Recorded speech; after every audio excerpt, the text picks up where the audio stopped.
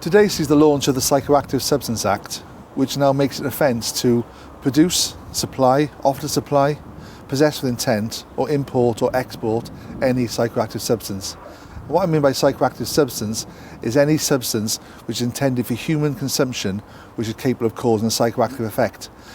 South Wales Police has been doing considerable work in preparation for the introduction of this new piece of legislation in conjunction with our partners, with training standards, with health and with drug treatment agencies.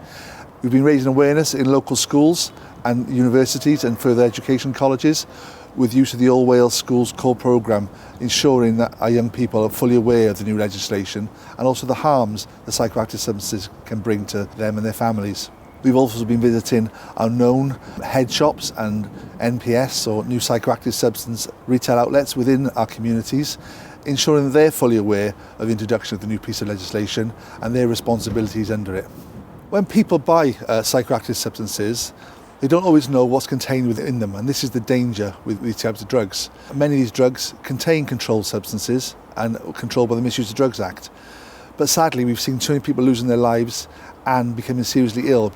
This new piece of legislation gives us the ability to have a general ban on all psychoactive substances so that we can enforce legislation sensibly and therefore offer greater protection to our communities.